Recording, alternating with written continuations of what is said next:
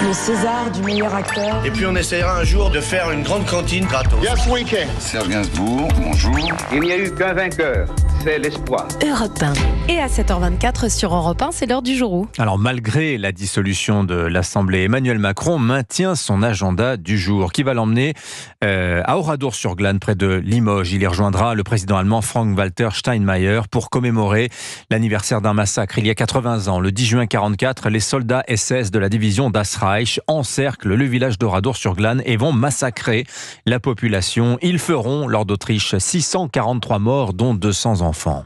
Oui, personne ce jour-là ne se doute de quoi que ce soit. Personne ne sait que la veille, cette division SS a pendu 99 personnes à Tulle, qu'elle a décidé d'anéantir ensuite un village et que c'était leur village, Oradour. Et c'est pour ça qu'aucun villageois n'a vraiment pensé à s'échapper ce jour-là, raconte sur Europe 1 Robert Ebras, le dernier rescapé en 2019. Certains se seraient échappés, mais là, on ne savait rien. Moi, je vais vous dire, même on a appris au bout d'une dizaine de jours que c'était un régiment SS. On ne savait même pas. Il y avait des Allemands, puis c'est tout.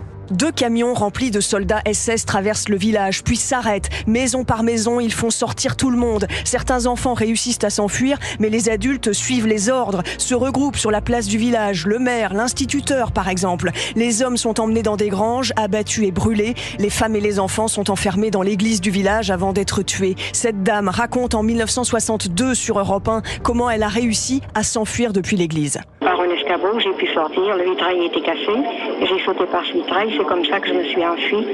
Et alors c'est à ma course qu'ils m'ont tiré, j'étais blessée de 5 balles de la mitraillette. J'ai perdu tous les miens, 5 personnes. Les 6 rescapés du massacre d'Oradour-sur-Glane se sentiront coupables d'être revenus de l'enfer et ils décideront de se taire pendant presque toute leur vie, comme Robert Ebras. Je n'ai pas parlé à mon fils qui allait à l'école à Saint-Julien. Je voulais pas qu'il ait se cacher sur le dos de fils de rescapés. Et je n'en ai pas parlé ni à mes collègues, ni à mes fournisseurs. J'étais un garagiste comme tout le monde.